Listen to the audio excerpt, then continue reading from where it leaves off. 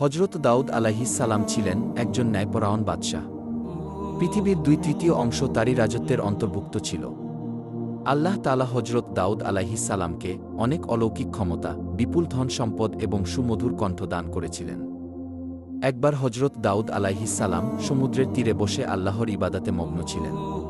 যখন তিনি তার সুমধুর কণ্ঠ দিয়ে জাবুর কিতাব তেলাওয়াত করত, তখন সমুদ্রের মাছ এবং বনের জীবজন্তু, পাহাড় পর্বত এমনকি পাখিরাও সেই স্থানে এসে মনোমুগ্ধ হয়ে জাবুর কিতাব তেলাওয়াত শুনত। হজরত দাউদ আলাইহিস সালামের সুমধুর কণ্ঠের তেলাওয়াতের আওয়াজ 40 মাইল পর্যন্ত পৌঁছাত। সেই যুগে সমুদ্র তীরবর্তী স্থানে একদল বনি ইসরায়েলের লোক বসবাস করত। তাদের পেশা ছিল মাছ ধরা। তারা সমুদ্র থেকে প্রতিদিন মাছ ধরে জীবিকা নির্বাহ করত। একদিন হজরত দাউদ আলাইহিস সালাম তার এবাদতখানায় বসেছিলেন। তখন আল্লাহ রব্বুল আলামিন এক গায়েবী আওয়াজের মাধ্যমে তাকে জানিয়ে দিলেন, হে দাউদ, তুমি তোমার উম্মতকে বলে দিও, তারা যেন শনিবার দিন ব্যবসা বাণিজ্য বন্ধ করে আল্লাহর এবাদত করে এবং মাছ ধরা থেকে বিরত থাকে। কেননা ওই দিন তোমাদের জুমার দিন অর্থাৎ এবাদতের দিন হিসেবে আমি ঘোষণা করেছি। অতঃপর দাউদ আলাইহিস সালাম আল্লাহ রব্বুল আলামিনের কাছ থেকে এই আদেশ পেয়ে বনি ইসরায়েলদের ডেকে বলল, হে বনি ইসরায়েলবাসী, তোমরা শনিবার দিন আল্লাহর এবাদত করবে এবং সমস্ত ব্যবসা বাণিজ্য ও মাছ শিকার থেকে বিরত থাকবে। মহান আল্লাহ রব্বুল আলামিনকে ভয় করো এবং আল্লাহর কথা মেনে চলো, তাহলে তোমাদের কল্যাণ হবে। এই কথা বলে হজরত দাউদ আলাইহিস সালাম সেখান থেকে চলে গেল। দেশের অধিকাংশ মানুষ হজরত দাউদ আলাইহিস সালামের উপদেশ যথাযথভাবে পালন করত, শরীয়তের আইন মেনে চলত এবং দেশের আইনের প্রতি শ্রদ্ধা রাখত। কিন্তু সমুদ্রের তীরবর্তী স্থানের একদল বনি ইসরায়েলের লোক, তারা প্রথম দিকে শরীয়তের আইন মেনে চলত, কিন্তু পরবর্তীকালে বিভিন্ন চালাকি পন্থা অবলম্বন করল। শনিবার দিন আল্লাহর এবাদত করার জন্য সবাই দলে দলে চলে গেল। কিন্তু বনি ইসরায়েলের কিছু সংখ্যক লোক এবাদতখানায় না গিয়ে লুকিয়ে লুকিয়ে সমুদ্রের তীরে গিয়ে হাজির হল। তারা দেখল শনিবার দিন সমুদ্রের তীরে প্রচুর পরিমাণে মাছ এসে আপনা আপনি ডাঙায় উঠে পড়েছে। এটা দেখে তাদের মনে মাছ ধরার লালসা জেগে উঠল। তারা বলতে লাগল, সপ্তাহের আর কোনো দিনই এমন মাছ দেখা যায় না, তাই শনিবার দিন আমাদের মাছ ধরা উচিত, তাহলে সপ্তাহের আর কোনো দিন মাছ ধরার দরকার হবে না। তখন অপর একজন বলল, কিন্তু কিভাবে? তারপর ওই ব্যক্তিটি বলল, সমুদ্রের এই তীরে আমরা বড় বড় কিছু কূপ তৈরি করব এবং সেগুলোতে জাল পেতে রাখব। পরের দিন এসে ওই মাছগুলো ধরে নিয়ে যাব। এই কথা বলার পর তারা বাড়ির দিকে রওনা করল। অতঃপর এই পরিকল্পনা অনুসারে তারা কাজ শুরু করল। আল্লাহর আইন অমান্য করে তারা এভাবেই মাছ ধরতে লাগল। তারা দেখল আল্লাহর পক্ষ থেকে কোনো বিপদ আসেনি, তাই তাদের সাহস আরও বেড়ে গেল। এরপর অনেক দিন এভাবেই মাছ ধরে তারা প্রচুর ধন সম্পদের মালিক হয়ে গেল। অপরদিকে এই বংশের অনেক লোক ছিল, তারা শরীয়তের আইন মেনে চলত, মহান আল্লাহ রব্বুল আলামিনকে ভয় করে চলত। তাই তারা সকলেই একদিন ওই লোকগুলির নিকটে হাজির হল এবং বলল, প্রিয় ভাইয়েরা, আপনারা শনিবারে মাছ ধরা বন্ধ করুন, কেননা আল্লাহ তাআলা এই দিনটিকে এবাদাতের জন্য নির্বাচন করেছেন। এই হুকুম অমান্য করলে আপনাদের বিপদ নেমে আসতে পারে। তখন ওই দলের একজন নেতা তাদেরকে ঠাট্টা বিদ্রূপ করে বলল, শরীয়তের সঙ্গে মাছ ধরার কি সম্পর্ক? এই ধরনের আদেশ কোনো নবীর জামানায় দেখা যায়নি। এই কথায় কোনো যুক্তি নেই, অতএব এই হুকুম আমরা মানতে পারব না। শনিবার দিন আমরা প্রকাশ্যে মাছ ধরব। তবে দাউদ আলাইহিস সালাম যদি এর কোনো কল্যাণকর দিক দেখাতে পারে তবে এটা মেনে নেব। অতএব তোমরা যাও, এই বিষয়ে জিজ্ঞেস করে এসো। অতঃপর কয়েকজন লোক হজরত দাউদ আলাইহিস সালামের নিকটে গিয়ে হাজির হল এবং দাউদ আলাইহিস সালামের সাথে তর্ক বিতর্ক করে বসল। তখন দাউদ আলাইহিস সালাম বলল, আল্লাহ তাআলা তোমাদের লোভ লালসা থেকে দূরে থাকার জন্য মাছ ধরা নিষেধ করেছেন। অতএব শনিবার দিন মাছ ধরা থেকে দূরে থাকা তোমাদের জন্য কল্যাণকর বলে আমি মনে করি। অতঃপর বনি ইসরায়েলের লোকেরা হজরত দাউদ আলাইহিস সালামের কথা শোনার পর তাদের নেতার কাছে এসে ওই সমস্ত কথা খুলে বলল। তখন তাদের নেতা বলল, দাউদ নবীর এই কথা মেনে চলা আমাদের পক্ষে সম্ভব না। অতএব আগামী দিন শনিবার তোমরা মাছ ধরার কাজ চালিয়ে যাবে। তোমরা ভয় পেও না, কিছু হবে না। এর আগেও মাছ শিকার করে আমরা অনেক ধন সম্পদের মালিক হয়েছি। অতএব আমার কথা শুনে চললে তোমাদের সবারই ভবিষ্যতে লাভ হবে। এই কথা শোনা মাত্রই সেখানে থাকা সমস্ত বনি ইসরায়েল আনন্দে আত্মহারা হয়ে পড়ল। অতঃপর পরের দিন শনিবার মৎস্যজীবীদের মধ্যে থেকে মাত্র কয়েকজন আল্লাহর ইবাদত করার জন্য দাউদ আলাইহিস সালামের নিকটে হাজির হল এবং বেশিরভাগ মৎস্যজীবী দাউদ আলাইহিস সালামের কথা অমান্য করে ভোরবেলায় সমুদ্রে মাছ ধরতে চলে গেল। সারাদিন আনন্দ করে মাছ ধরল এবং সেগুলো বিক্রি করে অনেক টাকা উপার্জন করল। রাতের বেলা তারা সবাই নিজের বাড়ি চলে আসলো। পরের দিন ভোরবেলা যখন কয়েকজন লোক এবাদত করার জন্য যাচ্ছিল, তখন তারা দেখল সমস্ত এলাকা একেবারে নিশ্চুপ। এটা দেখে একজন অপরজনকে জিজ্ঞাসা করল, আচ্ছা বলুন তো ভাই, আজকে এত নীরব কেন, কি হয়েছে? আজকে কি তারা মাছ ধরতে যাবে না? তখন অপর ব্যক্তিটি বলল, আমিও তো কিছু বুঝতে পারছি না। অন্যান্য দিন সকল জেলেরা হইচই করে মাছ ধরতে যায়, কিন্তু এত নিস্তব্ধতা কখনোই দেখা যায়নি। চলুন আমরা সেখানে গিয়ে দেখি। এই বলে তারা সবাই পাশের বাড়ির ভিতরে চলে গেল। সেখানে গিয়ে তারা যা দেখল তাদের যেন শ্বাস বন্ধ হয়ে গেল। তারা দেখল একদল বড় বড় বাদর মাটিতে পড়ে গড়াচ্ছে। ওই লোকগুলোকে দেখা মাত্র বাদরগুলো তাদের পায়ের কাছে এসে হাউমাউ করে কাঁদতে শুরু করল। সেই মুহূর্তে কয়েকজন মেয়ে লোক এসে বলল, গতকালকে বারণ করা সত্ত্বেও তারা লোভ লালসায় পড়ে মাছ ধরতে গিয়েছিল। আল্লাহ রব্বুল আলামিন শনিবার দিন মাছ ধরা থেকে বিরত থাকতে বলেছিলেন, কিন্তু তারা শোনেননি। আল্লাহ এবং তার নবীর কথা অমান্য করার ফলে তারা সকলেই বানরে রূপান্তরিত হয়েছে। এখন আপনারা যদি দাউদ আলাইহিস সালামের নিকটে এদের হয়ে ক্ষমা প্রার্থনা করেন, তাহলে হয়তো তারা জীবন ফিরে পাবে। তখন ওই লোকগুলি বলল, সময় থাকতে তারা এই বিষয়গুলো খেয়াল করেনি। আমাদের তো কিছুই করার নেই। তবুও আমরা এই কথা হজরত দাউদ আলাইহিস সালামের নিকটে গিয়ে বলবো, এই বলে তারা সেখান থেকে চলে আসলো। অতঃপর একদল লোক তাদের পক্ষ থেকে হজরত দাউদ আলাইহিস সালামের কাছে হাজির হল এবং ঘটনার বর্ণনা করে বলল, তাদেরকে ক্ষমা করে দিন এবং মানুষের রূপে ফিরিয়ে দিন। তখন দাউদ আলাইহিস সালাম বলল, ক্ষমা করার মালিক আল্লাহ তাআলা, যদি তিনি ক্ষমা করেন তাহলে করতে পারেন। অনেক তাফসীর কারকদের বর্ণনা অনুযায়ী ওই বাদরগুলো মাত্র 3 দিন বেঁচে ছিল। তারপরে ওই জাতি ধ্বংস হয়ে যায়। আর যারা আল্লাহকে ভয় করেছিল এবং হজরত দাউদ আলাইহিস সালামের কথা মেনে চলত, তাদের কিছুই হয়নি। অতঃপর তারা সুখে শান্তিতে বসবাস করতে লাগল। একদিন বনি ইসরায়েলের কয়েকজন লোক হজরত দাউদ আলাইহিস সালামের নিকটে হাজির হয়ে বলল, হে নবী, আমাদেরকে কিয়ামতের কিছু আলামত দেখান, যাতে আমাদের ঈমান আরও মজবুত হয়। তখন হজরত দাউদ আলাইহিস সালাম বলল, 4 দিন পর তোমরা মক্তবের সামনের ময়দানে এসো, তাহলে কিয়ামতের কিছু আলামত দেখতে পাবে। এই কথা বলে তাদেরকে বিদায় দিলেন। সেই যুগে বনি ইসরায়েলদের মধ্যে একজন ধনী ব্যক্তি ছিল। তার সম্পদের অভাব ছিল না। তার একটি শখের গরু ছিল। গরুটির চেহারা খুব সুন্দর ছিল। সব সময় গরুটিকে সোনা রূপা দিয়ে সাজিয়ে রাখত। যে কেউ দেখলে গরুটির থেকে চোখ ফেরাতে পারত না এবং গরুটিকে মাঠে মুক্তভাবে ছেড়ে দিত। সারাদিন মাঠে চড়ত এবং রাতের বেলা গরুটি এসে ওই ধনী ব্যক্তির বাড়িতে শুয়ে পড়ত। হঠাৎ একদিন ওই গরুটি নিখোঁজ হল। ওই ধনী ব্যক্তিটি তার গরুটিকে খোঁজার জন্য বিভিন্ন জায়গায় তার লোকদের পাঠিয়ে দিল। বিভিন্ন জায়গায় অনেক খোঁজাখুঁজি করেও গরুটিকে যখন খুঁজে পেল না, তখন লোকগুলি ফিরে এলো। তখন ধনী ব্যক্তিটি বলল, যে ব্যক্তি আমার এই গরুটিকে খুঁজে আনতে পারবে, তাকে 100 স্বর্ণমুদ্রা পুরস্কার দেওয়া হবে। এই ঘোষণা করার পর দেশের বিভিন্ন জায়গায় অনেক লোক গরুটিকে খোঁজার জন্য ব্যস্ত হয়ে পড়ল। সেই যুগে বনি ইসরায়েলদের মধ্যে অনেক নেককার এবং আল্লাহওয়ালা অনেক বুজুর্গ ছিল। তাদের মধ্যে একজন নেককার বুজুর্গ মহিলা ছিল। তিনি ছিলেন অত্যন্ত ধর্মপ্রাণ। দিনরাত আল্লাহর ইবাদাতে মগ্ন থাকত। ওই বুজুর্গ মহিলা এবং তার একমাত্র ছেলে জঙ্গলের মাঝে একটি ছোট্ট ঘর বানিয়ে বসবাস করত। তাদের ঘরের পাশ দিয়ে একটি পানির নহর প্রবাহিত হতো। যখন তাদের ক্ষুধা পেত, ওই নহরের কাছে গিয়ে পেট ভরে পানি পান করত, আর তাতেই তাদের ক্ষুধা নিবারণ হতো। কিছুদিন পর ওই বুজুর্গ মহিলার ছেলে পানির নহরের পাশে গিয়ে দেখল সেখানে কয়েকটি আনার গাছ জন্মেছে। এটা দেখে খুব খুশি হয়ে বাড়িতে ফিরে আসলো। কয়েকদিন পর আবারও ওই স্থানে গিয়ে দেখল আনার গাছে ফল ধরেছে। তখন ছেলেটি ফলগুলো নিয়ে বাড়িতে চলে আসলো এবং মা ও ছেলে দুজনেই পেট ভরে ফলগুলো ভক্ষণ করল। এভাবেই তারা নহরের পানি আর গাছের ফল খেয়ে তাদের দিন চলে যেত। বুজুর্গ মহিলা ও তার ছেলে অনেক বছর ওই গাছের ফল আর নহরের পানি পান করে এবং আল্লাহর ইবাদত করে অতিবাহিত করল। একদিন এই মহিলার ছেলে তার মাকে বলল, মা, আমরা এত বছর একই খাবার খাচ্ছি। এখন আমার ইচ্ছা হয় আমরা বাজার থেকে অন্য খাবার কিনে খাই। তখন তার মা বলল, তুমি টাকা কোথায় পাবে?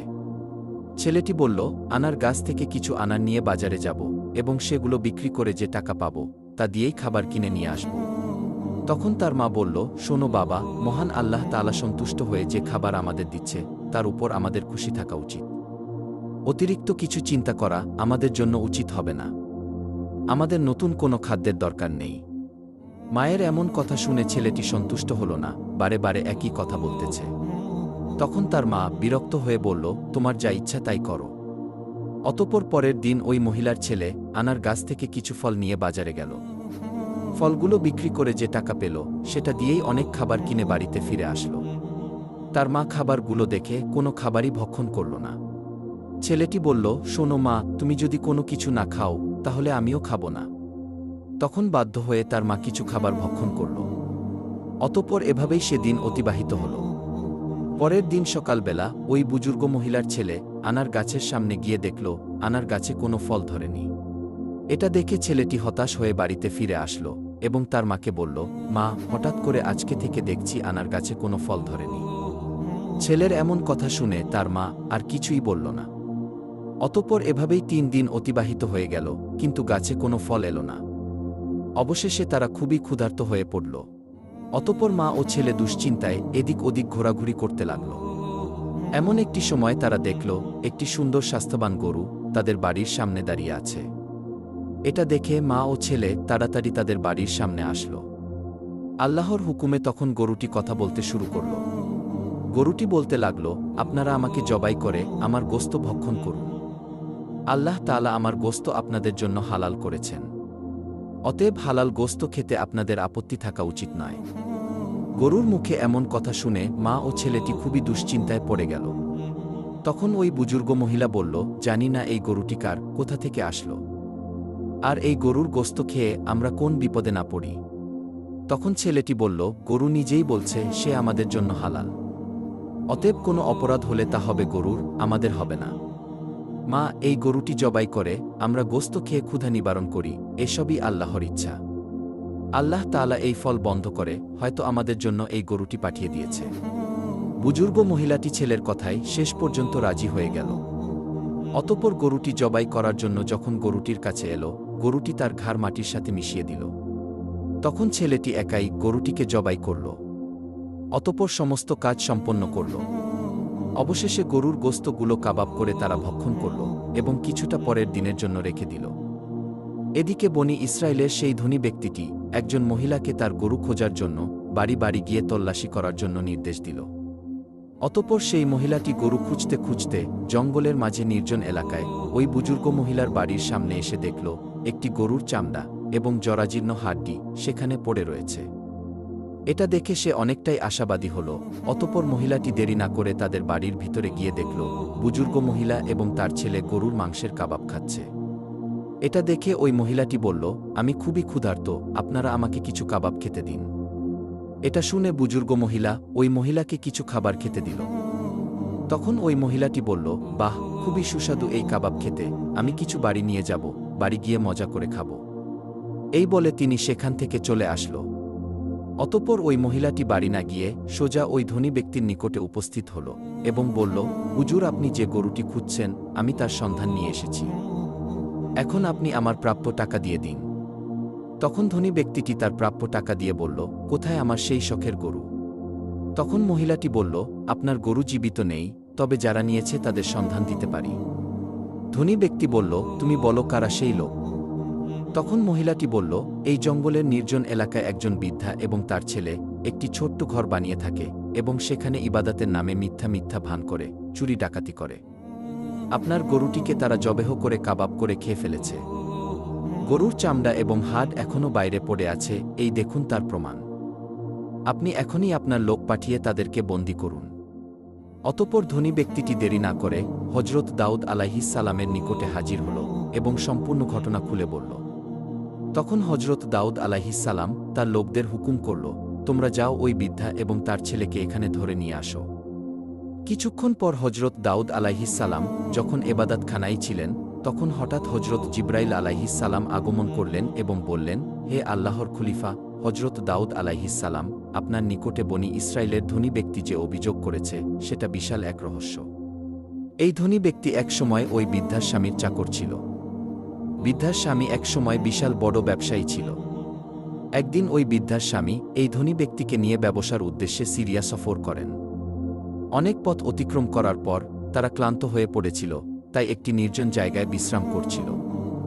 তখন তার মাথায় খারাপ চিন্তা আসে এবং ওই বৃদ্ধার স্বামীকে ঘুমান্ত অবস্থায় হত্যা করে, আর সমস্ত ছাগলসহ আরও মালামালগুলো নিয়ে মিশরে চলে যায়।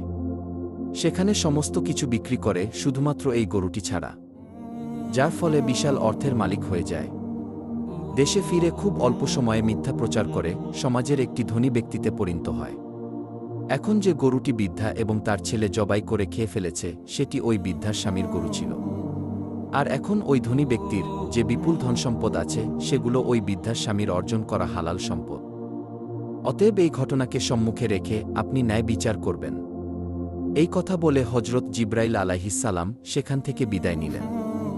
কিছুক্ষণ পর হজরত দাউদ আলাইহিসসালামের লোকজন ওই বৃদ্ধা এবং তার ছেলেকে তার দরবারে নিয়ে হাজির হল। তখন হজরত দাউদ আলাইহিসসালাম বললেন, সবাইকে বলে দাও, এই ঘটনার উপযুক্ত বিচার আগামী দিন ময়দানে করব এবং সবাইকে কিয়ামতের আলামত দেখাব। এই কথা শুনে সবাই বিদায় নিল। পরের দিন সবাই একে একে ময়দানে জমায়েত হতে শুরু করল। নির্ধারিত সময় মতো হজরত দাউদ আলাইহিসসালাম প্রথমে তার সুমধুর কণ্ঠে জাবুর কিতাব তেলাওয়াত করলেন। সমস্ত মানুষ তার সুমধুর কণ্ঠে জাবুর কিতাব তেলাওয়াত মনোমুগ্ধ হয়ে শুনল।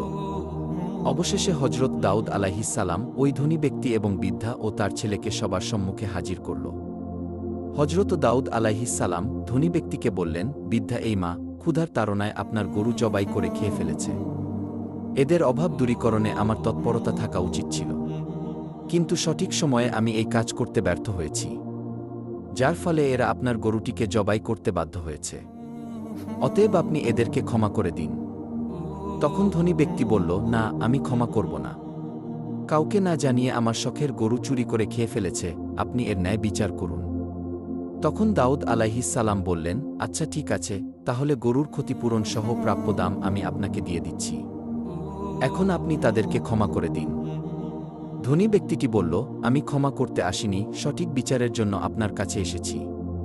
ঠিক এমন সময় হজরত জিব্রাইল আলাইহিসসালাম এক গায়েবী আওয়াজ দিয়ে বললেন, হে দাউদ আলাইহিসসালাম, ওই ধনী ব্যক্তি বহুবার ন্যায় বিচারের কথা বলেছে, অতএব আপনি ন্যায় বিচার করে দিন।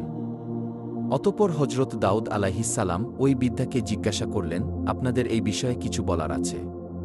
তখন বৃদ্ধা বলল, হুজুর, আমার স্বামী একজন নেককার ব্যবসায়ী ছিলেন। তিনি চিরদিন ব্যবসার অর্ধেক লাভের টাকা গরিব দুঃখীদের দান করতেন। কিন্তু একদিন ব্যবসার উদ্দেশ্যে সিরিয়া যাত্রা করেন, তারপর থেকে আর কখনোই ফিরে আসেনি। আমি তখন আমার একমাত্র ছোট্ট ছেলেকে নিয়ে খুবই চিন্তিত হয়ে পড়ি। আমার সমস্ত ধন সম্পদ দুষ্টু লোকেরা নিয়ে নিয়েছে, ফলে আমাকে অনেক দিন ক্ষুধায় দিন কাটাতে হয়েছে।